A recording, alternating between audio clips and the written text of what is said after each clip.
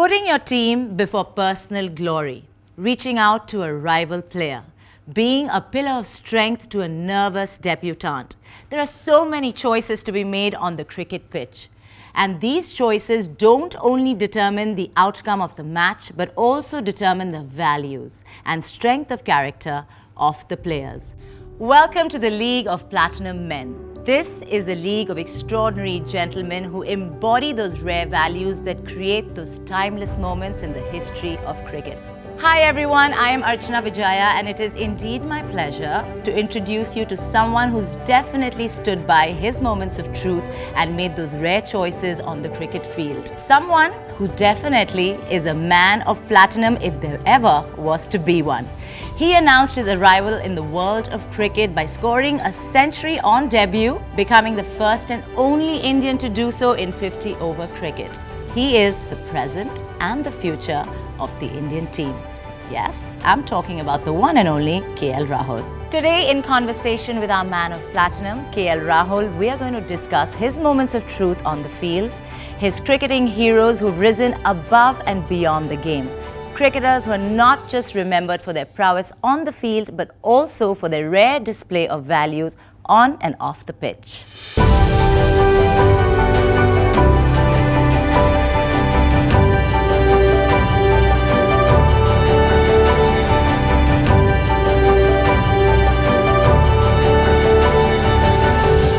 Welcome, KL. Always a pleasure to see you. How have you been? Thank you. I've been very well and thanks for having me. I love speaking about things that inspire me the most, so I'm glad I'm here.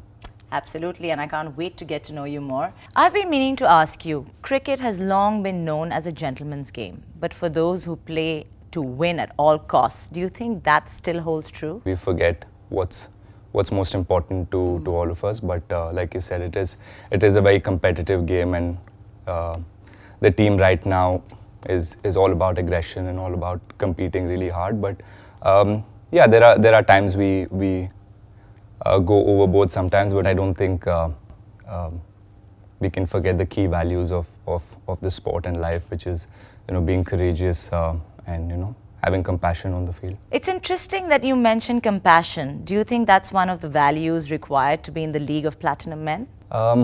Look, we all understand that we play this game or we play sport to win. And I mentioned this earlier as well, that it has gotten very, very competitive. But it's in that exact moment that you need to realize what's most important, and something like compassion, when you show it on the field, it just restores the emotional balance of the game, and people on the field start focusing on what's most important to them. Of course, you'd know a thing or two about compassion. I remember that one time when you had words of advice for Australian debutant Cameron Green, and that was quite unnatural actually. So tell me all about what happened. I don't think I've ever spoken about what actually happened there. I remember I was wicket keeping and it was Cameron Green's debut, and he came in and he's this huge hulk of a man, 6'8", and he was batting, and I could tell he was really nervous. Generally in a team, they give the wicket keeper the role to distract the batsman, and it's like a tactic. Yeah, you try to shift their focus and stuff. So that's how it started. I said, are you nervous or something? My whole idea was he will respond. Him being an Aussie, I thought he'll respond with something cheeky or something different, but he turned around and he was so innocent and he said, yeah, I'm very nervous. So that was a moment of truth when I realized my mind quickly went back to when I first played my game, and I realized how nervous I was. And at that time, I know the Australian team didn't make it easy for me. They were all in my ears and chirping and making it uncomfortable for me. And I wanted to be that person, but then I realized, maybe not. He's already nervous enough, and I don't think I need to tell him anything. So I said, okay, I'll just let him be. I said, good luck, you'll be fine. And Cameron Green, after the game, he said, thank you. And you That's nice. End of the day, you realize that all of us are going through the same journeys, the same struggle, and we play the same sport. So all our journeys have been pretty similar. So compassion makes us realize why we play this beautiful game in the first place. Who else comes to your mind when you think about compassion on the field?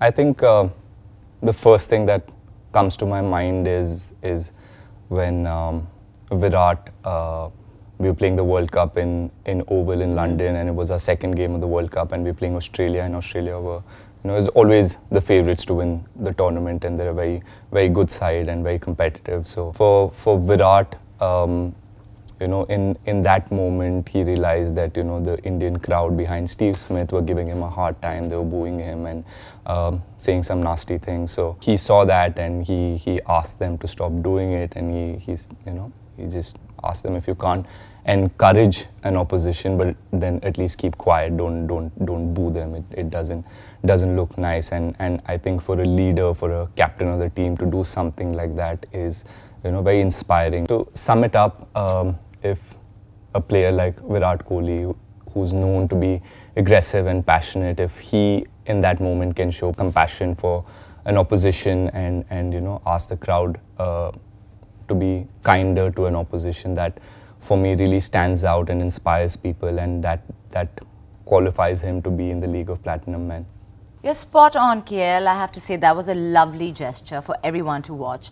But there's another time which I remember when the Kiwis and Proteas were having an intense match, and after the Kiwis won, Brendan McCullum actually invited the Proteas to come into the dressing room. I think that was a really lovely gesture. Yeah, I remember after the game, and it wasn't shown on TV, but I read about this, that the Kiwi team asked they went and celebrated with the South African team. That shows true sportsmanship, and Brendan's been a guy who's always played the game in the right spirit. Correct. And I've always enjoyed watching him lead the Kiwi team, and even as oppositions, we've always enjoyed playing against them because they played in the best spirit possible. So moments like these are what fans and people who watch the game and who love the game remember, and that's when you realize that the game is not just about winning and losing. It's much more than that. It's about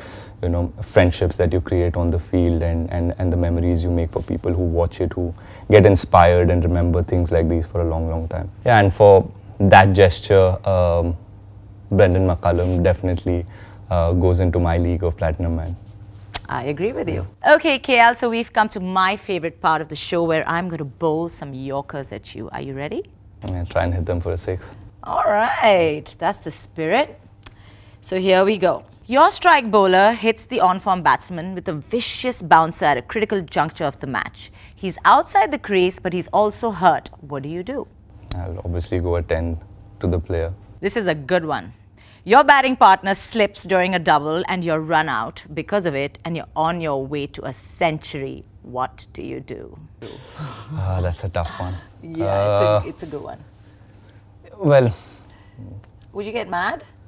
I just tell him to buy me a few drinks after the game and move on. Yeah, I mean it's unfortunate. No one wants to do it on purpose. So yeah, I guess I will be upset, but yeah, happens. How very generous of you. Yeah. Okay. Let's move on to the next one. There are times when in a fierce game that was decided on the last ball, you win, and it's an upsetting defeat for the opposition. What are your thoughts then? Do you shake hands at the end of the game, or move past it, or would you comfort them later? Look, I think we've all played this game, and this is something that we've learned since a very young age. I think you enjoy your victory. Obviously, you worked really hard, so you enjoy that victory, but like for 5-10 seconds, and then you just go on and congratulate the other team or shake hands with them, and then you go back to the dressing room, and that's when you actually celebrate, because you don't want to rub it in their faces, and I think that's why we love this game. Your answers certainly do reflect compassion, but I think we've had a lot of serious talk. So now let's move on to more fun stuff. You're looking really stylish. Thank so I you. think I'm going to ask you some questions on style. Are you ready for this? Yep. Okay, what's your personal style like? In 3 words. Comfortable, try to keep it very sporty and very athleisure, but still somehow Cool. Yeah, cool. I think that's what is in right now. Everybody is in athleisure wear, so and yeah, confident. Yeah. That's it. Great 3 words. What would you pair that platinum bracelet with on a night out? Exactly what I'm wearing. jeans, t-shirt, and A nice jacket. and a nice jacket or bomber. Yeah. The most stylish cricketer, according to you, on the field? I think someone who's very comfortable and calm in what they're doing, that for me is very stylish. So I would say I find MS Dhoni very stylish. The most stylish cricketer for you off the field? Virat will be. Why? Yeah, easily. Yeah, he's a very well-dressed, very stylish, very cool. Thank you, KL, for being such a great sport. Well, that's all we have time for today. I can't wait for the next episode with our man of platinum, KL Rahul, on the League of Platinum Men, where we find out what are those rare moments that turn players into legends. See you soon.